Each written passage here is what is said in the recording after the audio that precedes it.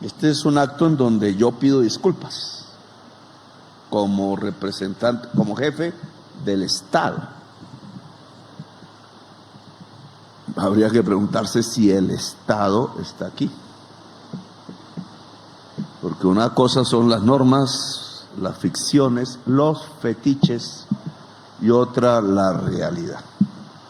Pero de eso me hablaré más tarde, porque aquí indudablemente estamos ante una paradoja de yo con yo. Y ahí es donde me preocupa el evento. Yo con yo es que yo fui, estando preso, nos separaban los barrotes, yo nada me acuerdo ni cómo era que los veíamos, con mi abogado personal, el doctor Barrios Mendivil, por allá cuando tenía yo 25 años, él también más joven, no sé, Kimberly, ahí en ese momento creo que no se conocían, como buenos costeños, pues, encerrados ahí, él como mi abogado, yo preso, político, militante del M-19, porque nunca lo negué, ni lo niego, y preso básicamente por unos hechos en Zipaquirá, donde allanaron el barrio que había ayudado a construir, y me capturaron, me llevaron, fue a tortura, fue una tortura light, de eso no me queda sino aquí una cicatriz de un culatazo que me dieron con fusil, un ex compañero de mi colegio, cierto, que era, pues que había escogido la carrera militar, tenía unas hermanas más bonitas y yo en ese entonces solo las miraba, pero lo que recibí fue un culatazo de fusil. Y esa vez, pues comenzó el conocimiento entre nosotros, nada decía que iba a pasar hacia el futuro. Cuando uno está preso, pues es interesante en el fondo la experiencia, porque para mí era vivir una realidad que no había nunca visto. Yo digo que ahí me hice hombre, como dice el vallenato, y en La Guajira me hice hombre, ahí en la cárcel me hice hombre, porque pues yo vivía en Zipaquirá como en una burbujita, siempre me parece a Turín, obreros industriales, estudiantes, historia, libros y libros y libros, García Márquez, estudio y siempre gracias a mi bachillerato, como dice también Gabriel García Márquez, hoy censurado en los Estados Unidos. Y esto es importante, digamos, para discutirlo en esta reunión, porque, bueno, en el bachillerato, pues fue lo que me hizo, dice él, el bachillerato me hizo, a mí también. Y de ahí, de mi bachillerato me hizo pasar a la universidad, que era aquí arriba. Y ahí conocí a Eduardo Umaña Mendoza, creo que era profesor ahí, por lo menos en unas conferencias que se llenaba el auditorio de muchachos para escuchar, en mi opinión, unas ideas de derecho que no eran alternativas propiamente a las de la Facultad de Derecho de la Universidad Externado de Colombia. Eran obviamente de izquierda, claramente, mientras la Facultad de Derecho del Externado era liberal, dirigida por Fernando Inestrosa. Ahí también daban clases varios profesores que la historia juntó de manera dramática. El doctor Gaona, que incluso salimos a la calle en una enorme manifestación. Esa vez me pegaron mi primer bolillazo y los primeros gases lacrimógenos, y las muchachas del externado iban en tacones altos y fue mucho más difícil para ellas, las modas de la época, pero fue la primera manifestación contra el Estatuto de Seguridad del gobierno de Turbay. Y ese hecho, el Estatuto de Seguridad, creo que fue el año 78, ya no me acuerdo bien, 1978, que comenzó con la captura de jóvenes estudiantes, algunos o sospechosos de ser militantes de organizaciones armadas del entonces, que buscaban una revolución. Nada tienen que ver con los grupos armados organizados de hoy. Hacían una especie de razzias, le llamaba yo, 8 o 10 presos, Y eso fue alterando el clima de las universidades. Allá en el externado mataron a un muchacho que estaba por ahí, Silva, de apellido Silva, fue la primera, y después 10 o 15 jóvenes con profesores puestos presos. Yo pensaba cuando pasaba por ahí, pues qué tal que me cojan preso a mí, entrando a la universidad, porque eso pasaba. Era una cacería sobre estudiantes rebeldes en las entradas de las universidades. Y entrar a la universidad daba miedo todos los días. Incluso vi un allanamiento como cuadra y media abajo de la entrada del externado de un edificio. Después supe por qué, pero entraban por todas las ventanas, allanamiento. Hasta me dio ganas de decirle a los estudiantes, pues quedémonos aquí y cuidamos, porque a veces entraban, se llevaban la persona y no volvía a aparecer. Después descubrí que ahí estaba durmiendo Andrés Almarales, ya en la historia posterior. Allí comenzó, no digo comenzó porque eso venía antes, pero sí hubo una marca histórica en donde saltó un hecho en la historia de Colombia que se prolongó, yo diría hasta el día de hoy, y que la Constitución del 91 quiso pues acabar, cerrar, dar las garantías de no repetición, como aquí una y otra vez se ha dicho, pero no las dio, no por culpa de la Constitución, sino que no se aplicó. E incluso solo por quizás devaneo intelectual histórico, Colombia, ¿desde cuándo es que está en estas circunstancias en donde se violan los derechos humanos de sus ciudadanos y ciudadanas? Claro, no podría remontarse al 12 de octubre, a la colonia obviamente, a la esclavitud que generó una mentalidad, una conciencia de la cual nunca la sociedad colombiana hizo exorcismo, hablando católicamente. Eso tiene otro nombre psicológico, catarsis. Ya me regañarán por ahí por haber asimilado catarsis con exorcismo, pero bueno, yo creo que es lo mismo. Nunca hizo una especie de reflexión como sí lograron hacerlo los alemanes, pero se está demostrando en estos días que los alemanes no lo hicieron completo, o lo hicieron demasiado. De tal manera que al asimilar genocidio con holocausto del pueblo judío, que ocurre bajo orden alemán, bajo los nazis, entonces ahora no saben distinguir cuando suceden otros genocidios cometidos pues por otro tipo de agentes, sobre todo que se reclaman de religión judía, como está aconteciendo hoy. Pero estamos casi convencidos de que quienes ordenan el genocidio sobre el pueblo palestino no son judíos, son simplemente banqueros, asustados por las nuevas condiciones económicas, sociales, climáticas del mundo. Entonces los alemanes no saben distinguir eso porque creen que se va a repetir la misma posición nazi, antisemita, si se critica al Estado de Israel y a su actual gobierno Netanyahu, que recibe la dignísima visita de la Premio Nobel de Paz en este momento, en el genocidio y la culpabilidad que tienen actual sobre lo que han hecho en Gaza. Pero que aquí tuvo también un devaneo histórico, y a mí me gusta, por uno de los que participó en esta reunión, que es la masacre de Ir Yassin.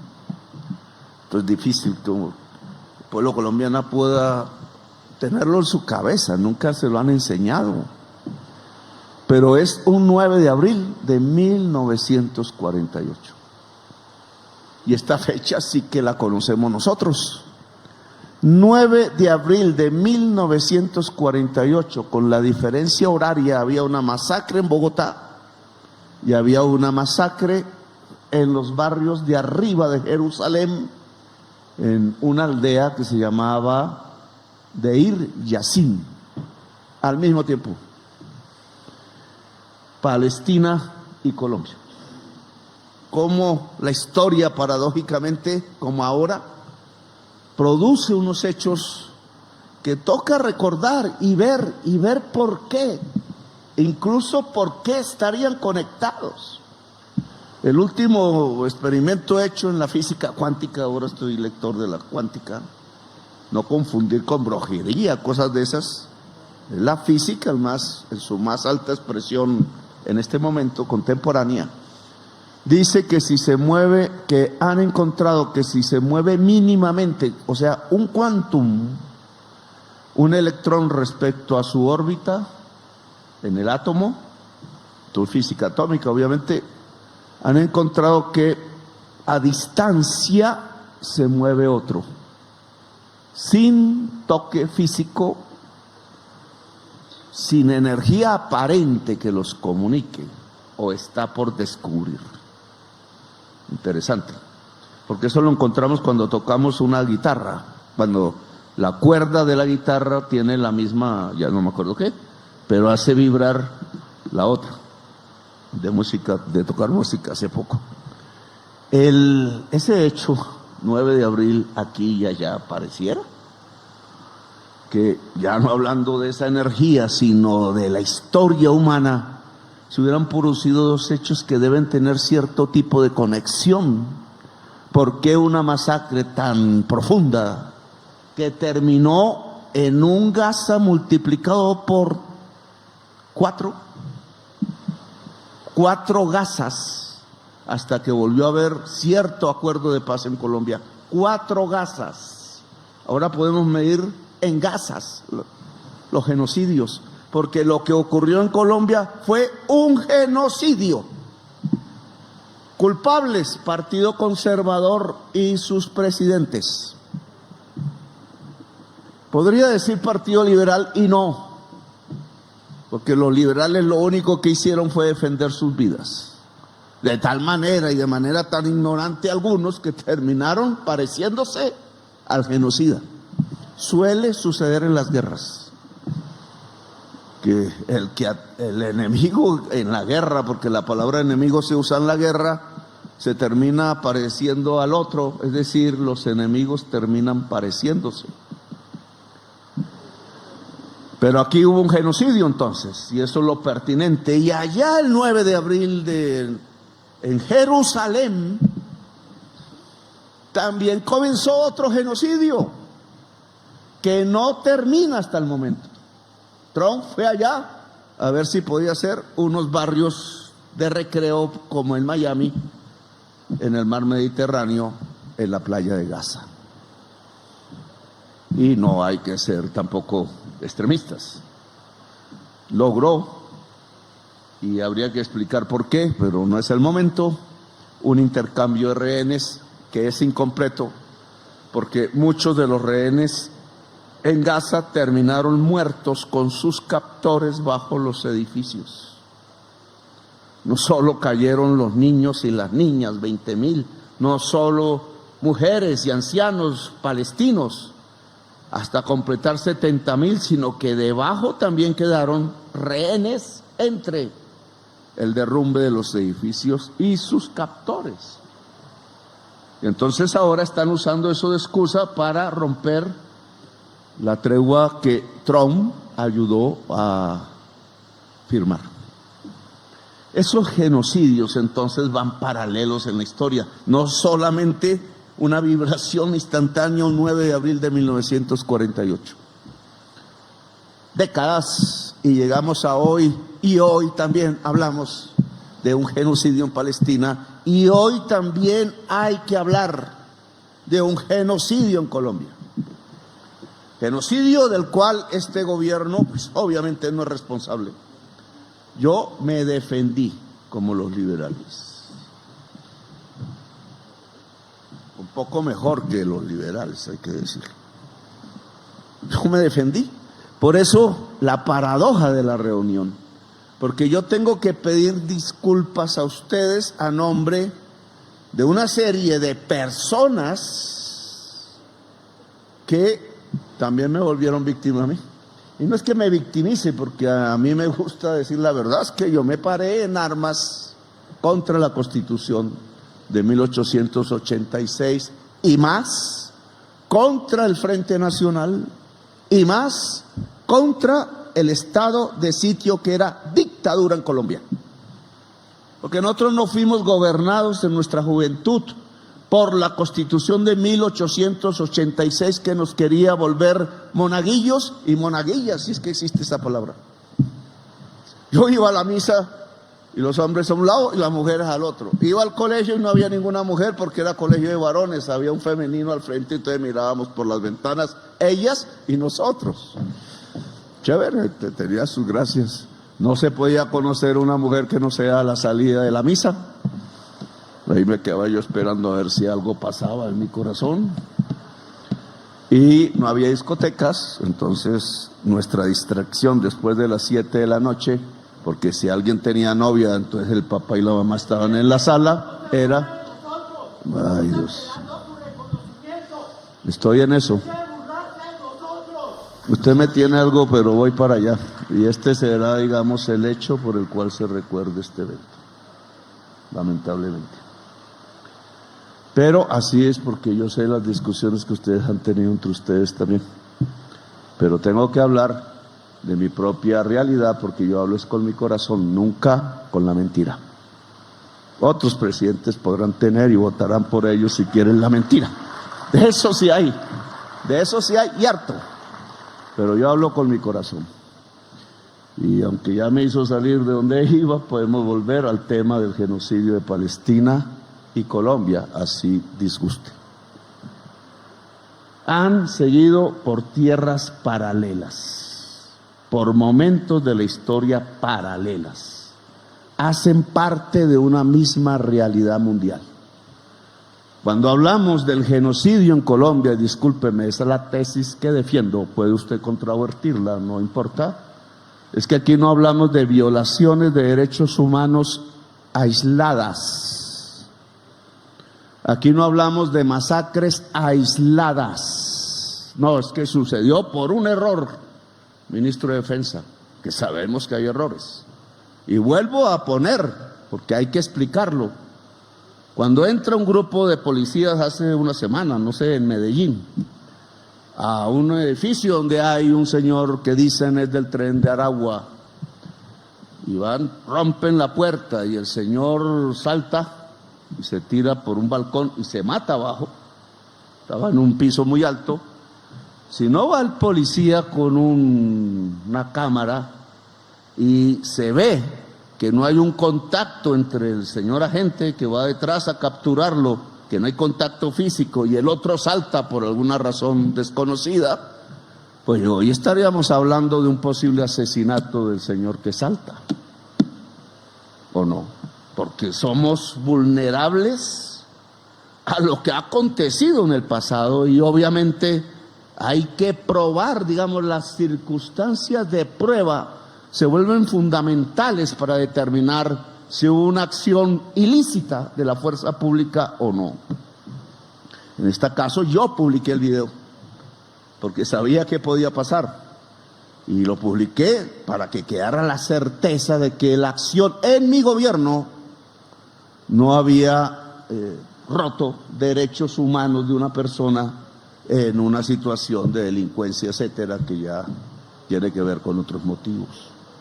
Ha pasado una y otra vez, y un gobierno obviamente tiene que tener cuidado y responsabilidad. Un presidente, cuando sabe que se puede alterar los derechos humanos de una persona por acción del Estado en sus funciones como Estado.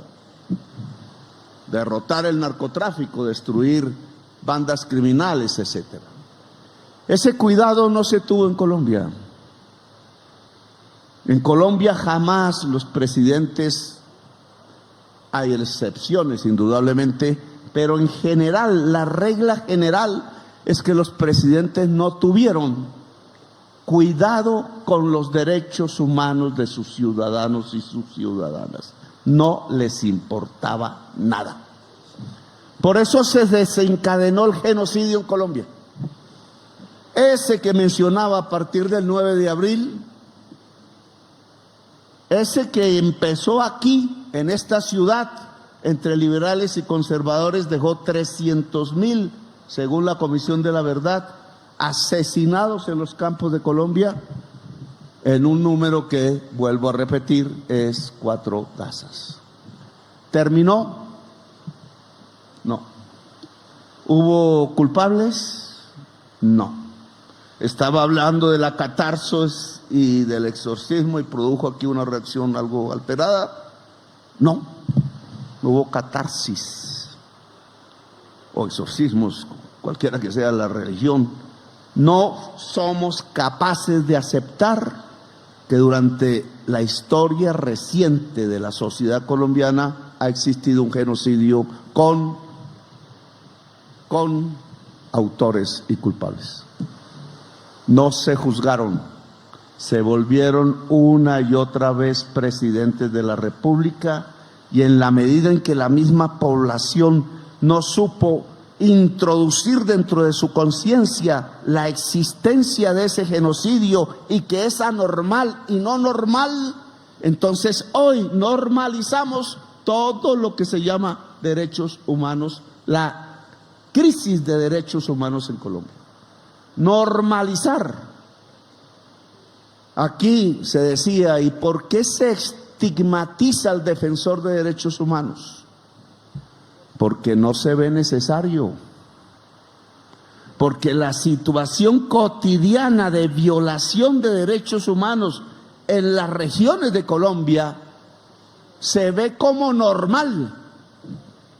¿Por qué no hubo una gran manifestación en las ciudades de Colombia contra las bombas que caían sobre los niños en Palestina? Porque aquí se considera normal en Colombia que se tire bombas sobre los niños en los campos de Colombia.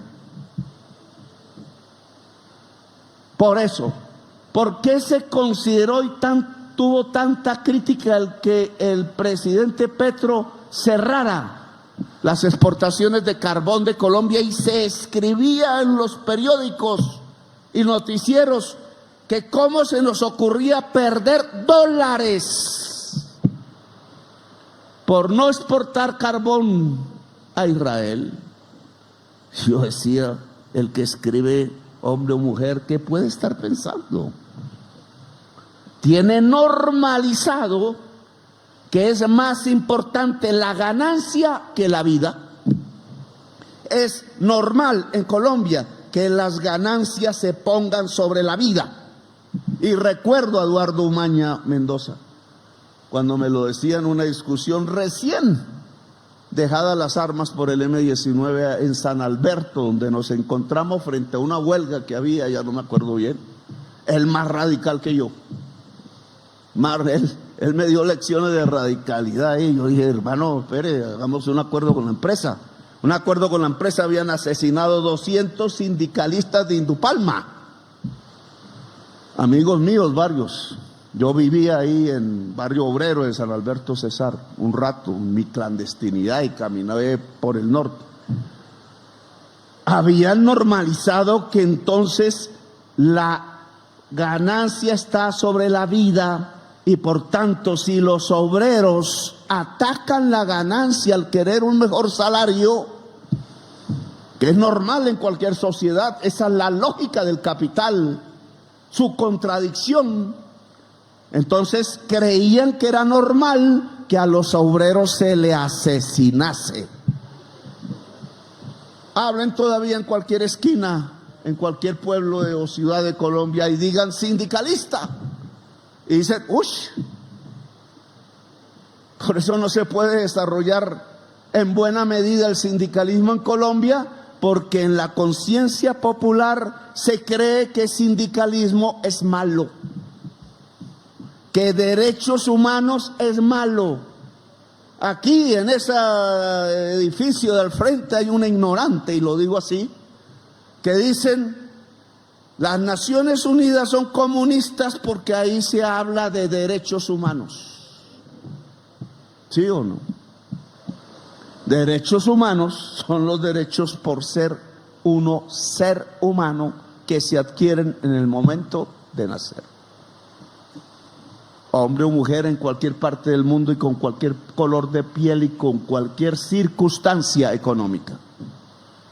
Bueno, en Colombia se normaliza violar los derechos humanos y por eso cuando defensores de derechos humanos concretos empezaron a través de los casos, del derecho, de los procesos penales, etcétera, a defender personas en general humildes que no tenían un peso para pagarles a ustedes lo que valía una defensa, cualquiera que fuese, entonces los atacaron y los mataron también.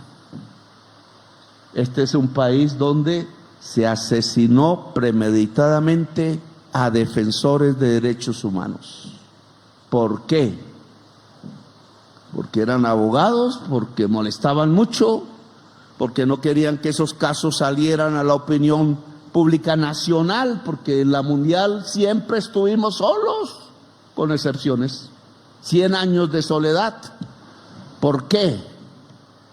Porque era la defensa de unas personas que no solamente eran humildes, eran trabajadoras, eran campesinas o querían cambiar el país. Se veía a los trabajadores, a los campesinos y a quienes querían cambiar el país como enemigos de quienes gobernaban a Colombia. ¿Quiénes gobernaban a Colombia? Oligarcas. Un núcleo que se robaba el dinero aquí en este palacio del pueblo. ¿Y quiénes eran los trabajadores, los campesinos y los jóvenes que querían cambiar el país?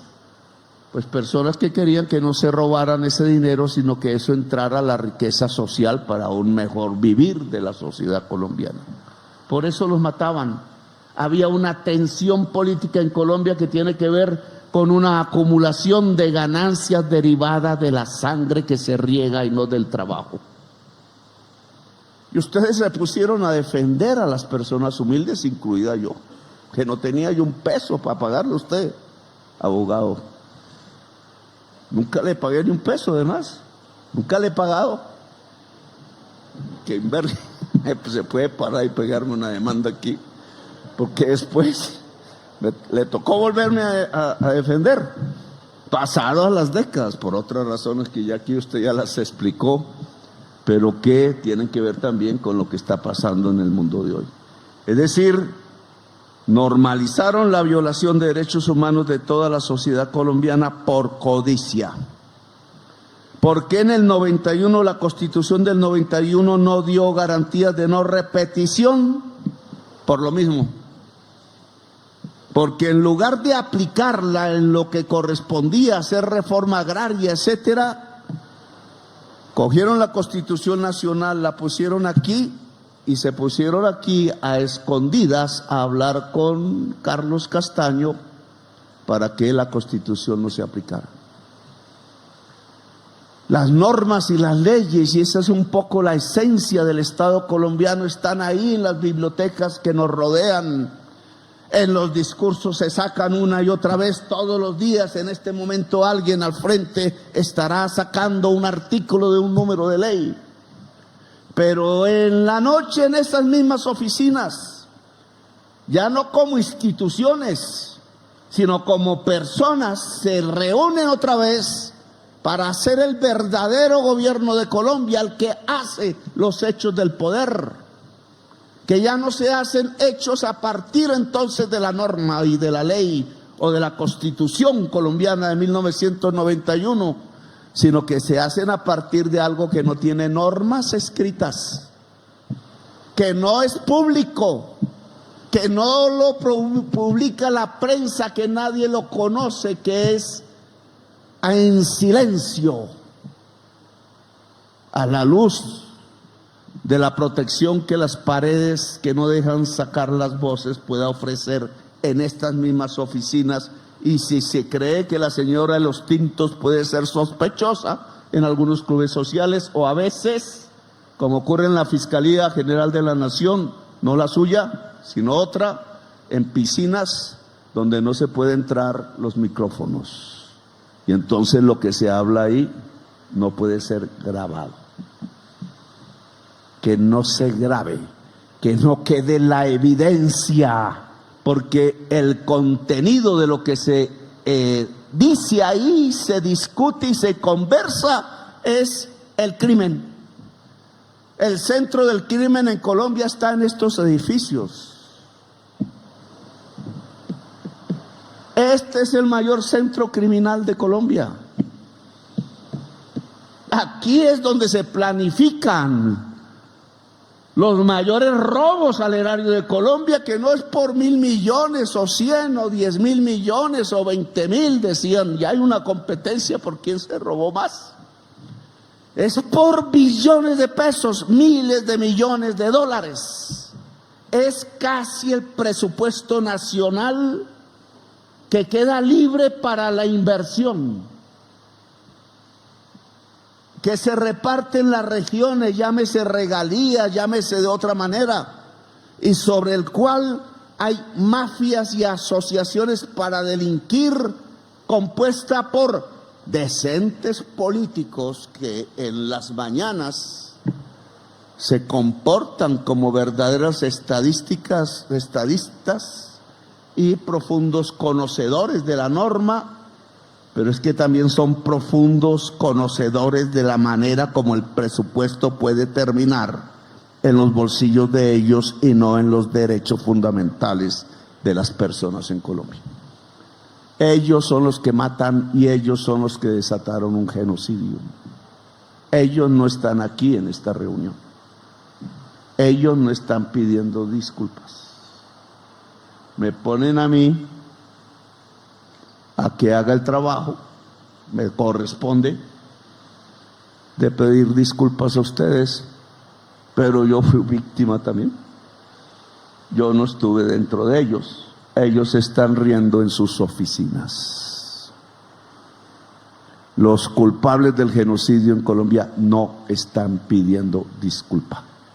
Y yo no puedo decirles esa mentira a nombre mío o del Estado.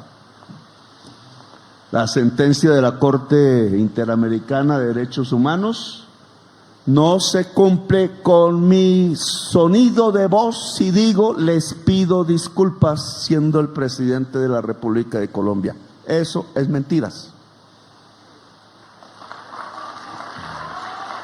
Y a mí no me gusta decir mentiras.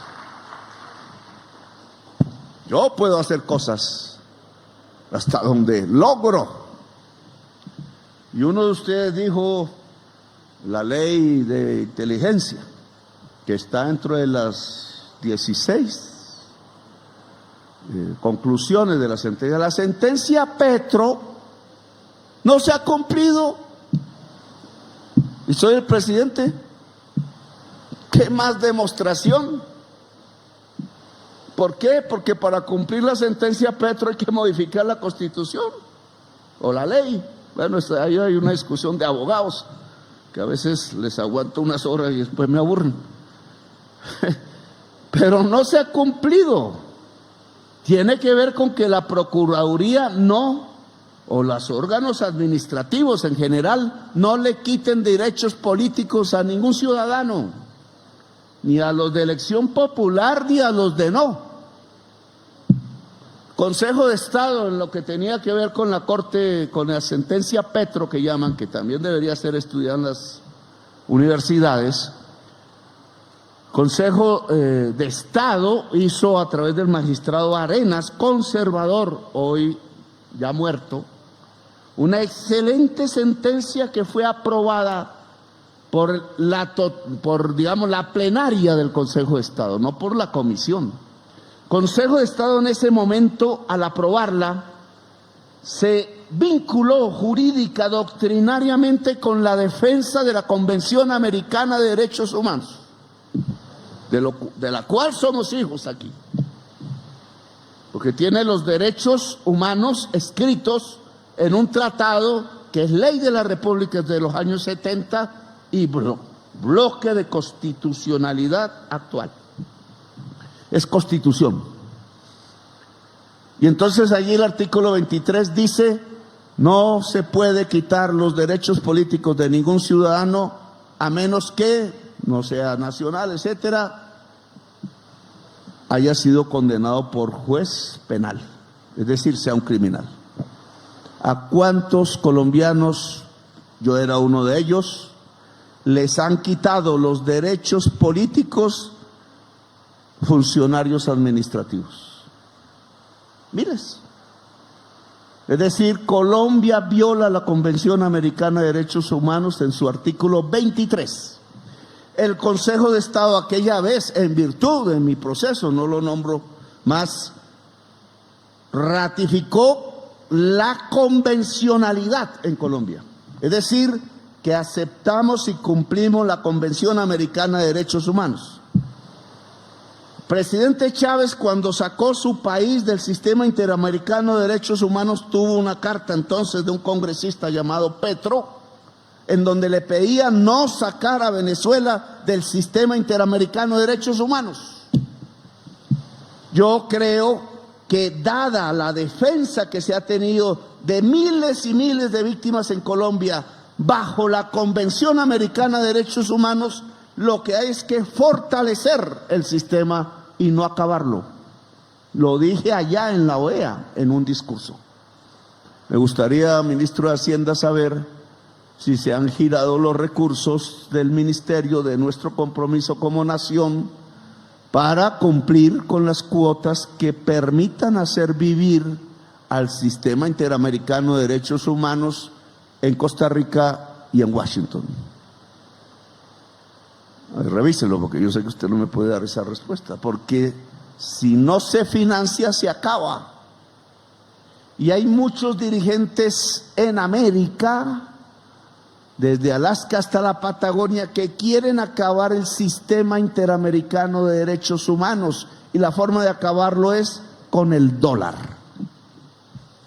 Y aunque no está en la sentencia, yo creo que esa es nuestra principal obligación en general, que no se muera el Sistema Interamericano de Derechos Humanos de las Américas, sino que lo enriquezcamos con los derechos de tercera generación. Dice usted entonces que una de esas sentencias dice que se debe reformar la inteligencia. La inteligencia, el ministro de Defensa entonces, que tiene que ver con el tema, obviamente. Yo he tenido una experiencia de 3 años viviendo cómo es el tema de las inteligencias. En algunas, antes de llegar, siendo presidente electo, dijeron: hay que enceguecer al presidente. Problema, como yo he sido militar también de otras cosas, pues sé de inteligencia. Y entonces he podido dar algunas clases en algunos temas. Pero no se ha modificado la ley, como bien dicen ustedes. Pero la ley sí tiene unas consecuencias que se tienen que reglamentar. Por ejemplo, y acabo de oírlo en la voz de la Fiscal General de la Nación, si yo dedico el tiempo a la sistematización, a la informática, al ordenamiento, pero pasan las décadas y no hay hechos, pues es una excusa. Si la ley me dice que no puedo publicar sino lo que hubo clasificado cada 30 años, en Estados Unidos hay, no me acuerdo qué fecha, ¿cuántos años? Pues 30 años, pues ya por lo menos yo creo que será un viejito. Sí, la forma como en este momento se está trabajando la aplicación de la ley dice: primero ordenamos y más o menos hasta junio del año entrante saldría el primer informe.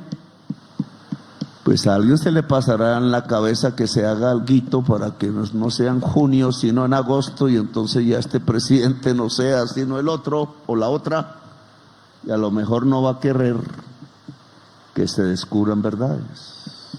Y entonces lo que se esconde bajo la palabra informática, ordenamiento, etcétera, es una decisión política de que no se conozca la verdad. Y yo sí creo que la garantía primera de no repetición es que se conozca la verdad. Y aquí estamos, me alargaré y me dirán que este no es un discurso de pedir disculpas, que ya dije que no puedo pedírselas a ustedes porque yo estoy pidiéndolas también. Y que los que tienen que dar las disculpas no están aquí, sino que yo, a nombre del Estado, que hay que configurar, que no es de las personas que cometieron los genocidios, las violaciones de derechos humanos, a nombre de ese Estado que aún no está, pido disculpas por lo que un Estado genocida hizo en Colombia. Pero hay que separar los dos momentos. Aún ese Estado genocida quiere volver a dominar estos edificios. Problema del pueblo, si lo quiere o no. Pero ese Estado genocida no ha pedido aún disculpa. No quiere la verdad, la está intentando ocultar. La sentencia de la Corte Constitucional que no le permite a la JEP recibir las declaraciones y confesiones de los paramilitares, uno, es para ocultar la verdad. Las decisiones jurídicas de la Corte Constitucional que han dicho que no se reciben las confesiones de terceros que pueden ser los responsables y financiadores del genocidio, es para que no se conozca la verdad. Y entonces aquí las garantías de no repetición tienen que ver con construir una institucionalidad que aún no existe para que se sepa la verdad.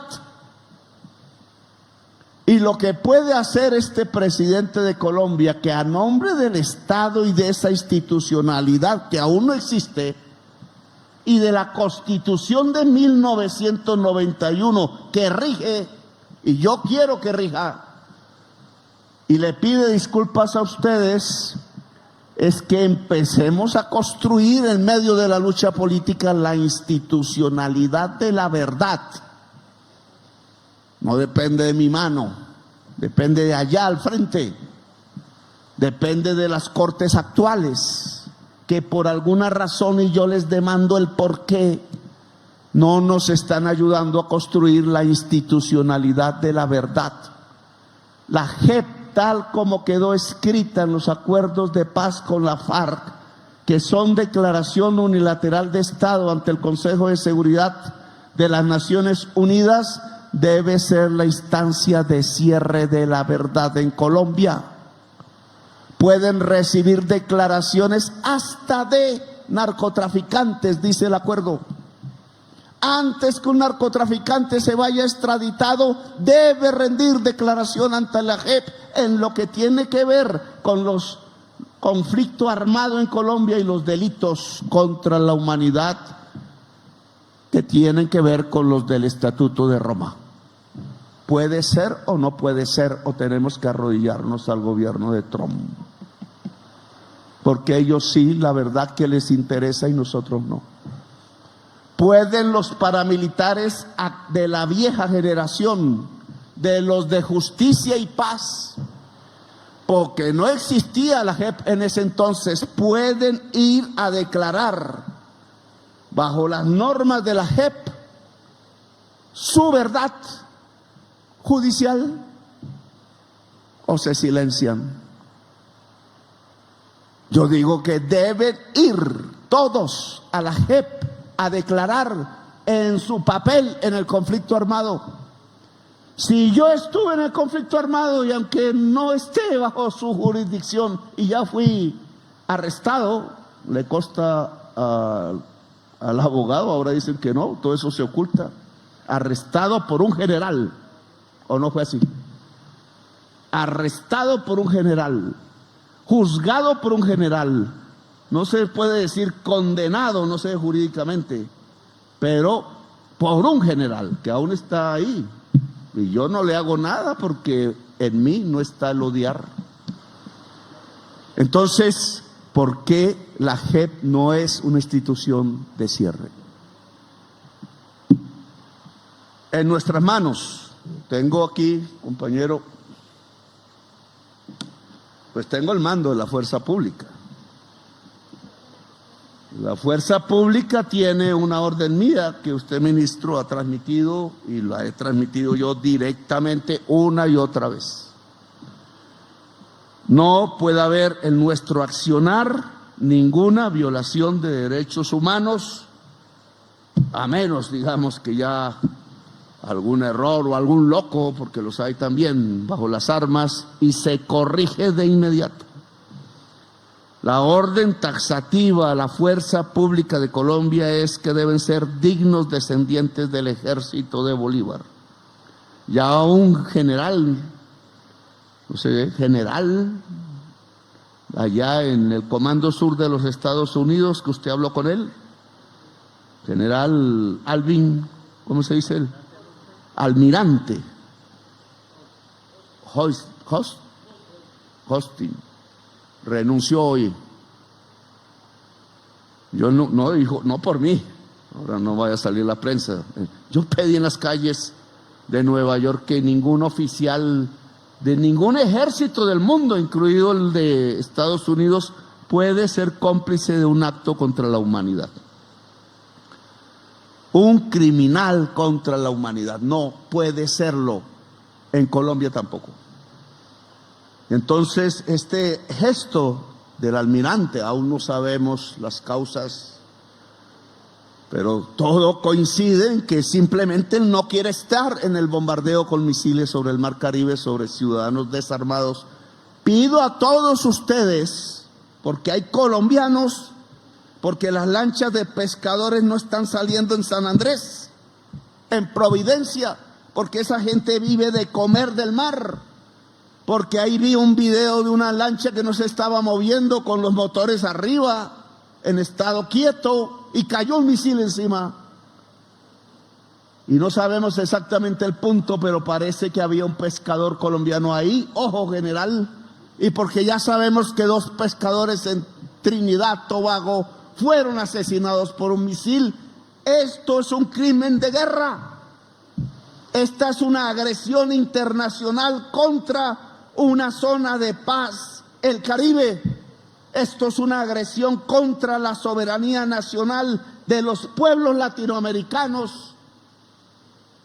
Y nosotros no vamos a decir que sí ni a ayudar. Y no nos vamos a poner de ese lado, sino en contra. No vamos a defender a Maduro, que ustedes mismos han dicho viola los derechos humanos. Allá hay colombianos presos que no puedo decir sobre su condición en los actos en los que haya estado, pero esos colombianos presos hemos pedido que estén aquí. No como dicen por ahí, que en silencio, pero nos hemos movido para que estén aquí. Pero esto no es por la defensa de Maduro, esto es por la defensa de la dignidad latinoamericana. Esto es por la defensa de la orden y del espíritu que Simón Bolívar le insufló a la fundación de estas repúblicas. No nos agreden cualquier misil sobre un civil colombiano y por favor allá en Santa Marta hay familias a los cuales ya no llegan sus jóvenes a la casa.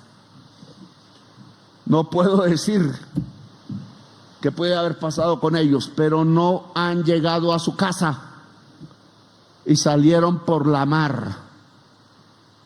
Atención, defensora del pueblo, atención. Veamos qué pasa si aparecen, demos el tiempo, pero hay jóvenes colombianos que no han regresado a su casa y se fueron por la mar. ¿A qué? Cuando no dijeron ni estaban acostumbrados sino a pescar. Sé las dudas que pueda haber, claro, todas las tenemos, Pero si no se comunican, si no vuelven, si nada pasa, algo pasó. Y hay que estar atentos y denunciar. Y denunciar significa todas las instancias nacionales e internacionales, sin miedo. Si el funcionario del gobierno de Estados Unidos, en no sé qué nivel cualquiera, son cómplices de un asesinato de un civil colombiano, deben ser juzgados en Colombia también, sin miedo. Y yo quiero que los defensores de derechos humanos me ayuden en esa tarea, que inicia, ojalá termine ya, ojalá el señor Trump cumpla con una decisión que Colombia como gobierno presentó a la Comisión de Relaciones de Derechos Humanos de las Naciones Unidas, votado por unanimidad hace una semana por un defensor de derechos humanos que no hemos mencionado aquí, el abogado Gustavo Gayón, representante diplomático mío. Yo quise nombrar defensores de derechos humanos en las áreas. El embajador en Costa Rica es el abogado Carlos Rodríguez, que creo que es parte de, que no vino por el no sé qué, algo pasó, que es mi defensor también. Por eso es abogado, porque es para que se tenga fuerza dentro de la Corte allá de derechos humanos en los casos de violación de los derechos humanos en el país. Ayúdenos a vigilar y a poner las alertas en el Caribe, incluso a esos países, islas, que no han desarrollado sistemas y que caribeños jóvenes ya han muerto bajo misiles, como en Gaza, otra vez el 9 de abril. Aquí está un decreto, ministro de Defensa, no es hasta junio. La desclasificación de los archivos del DAS comienza ahora. No es hasta junio. ¿Cómo? No, voy por donde puedo. Vamos, aquí está, espera a ver. Es así. ¿Dónde hay un esfero? Porque con lápiz no se puede firmar un decreto, porque después se borra.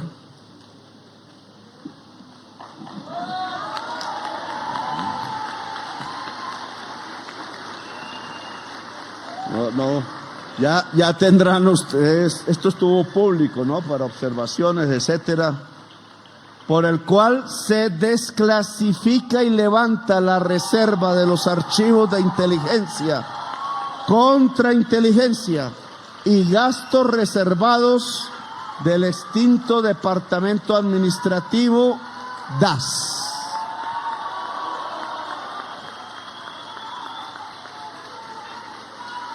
Esto está en el Archivo General de la Nación. Bueno, aquí hay una administración de esto. Esto no es hasta junio. Como hay todo un proceso de ordenamiento, etcétera, de esta palabra me toca aprendérmela, anonimación. Esa no la conocía. Anonimación. O sea que hay un comité porque hay nombres que no deben aparecer, etcétera, etcétera. Pero no deben ser los nombres de los culpables, sino por otras razones que están también regidas y que hay que ponerle cuidado a la anonimación.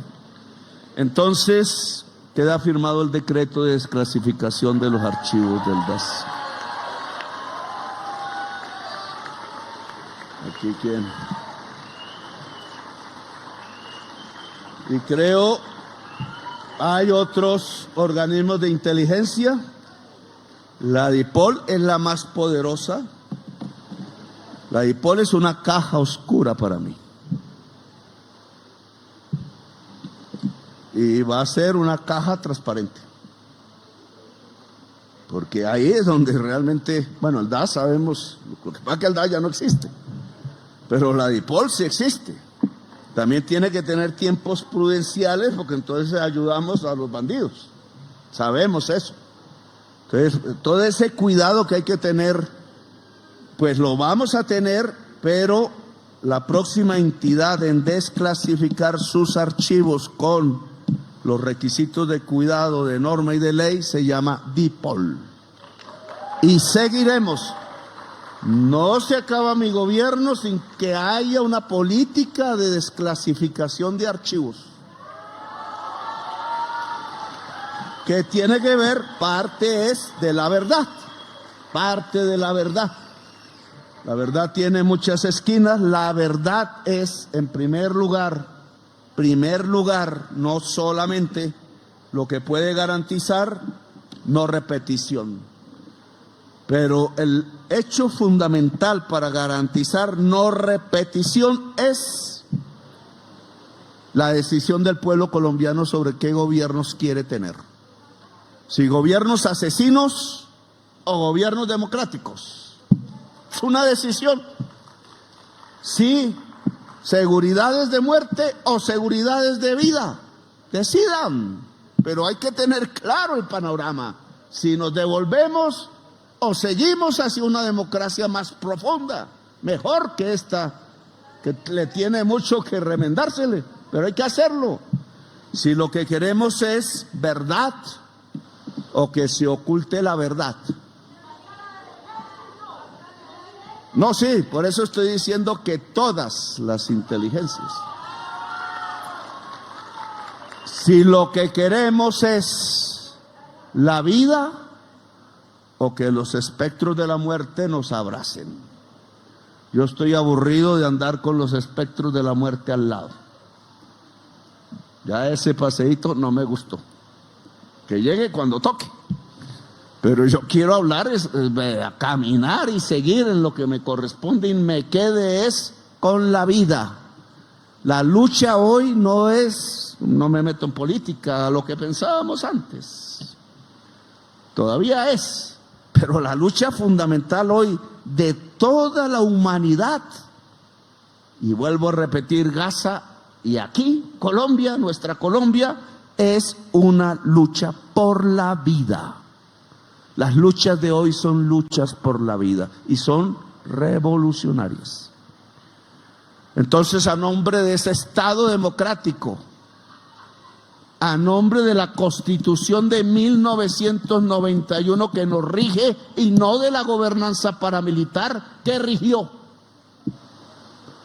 a nombre del presidente de la República como jefe de Estado, les pido disculpas por el crimen cometido por el Estado, con víctimas mortales incluso, dentro del Cajar,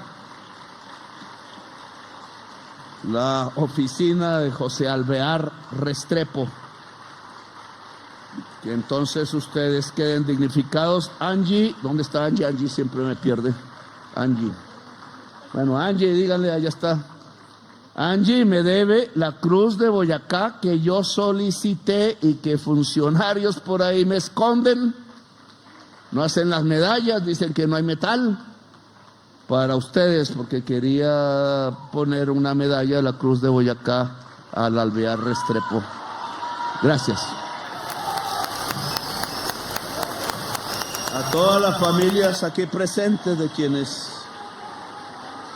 perdieron sus seres queridos en esta lucha por la democracia y por los derechos del ser humano, mi corazón, mi más rendido respeto, las queremos mucho. Gracias.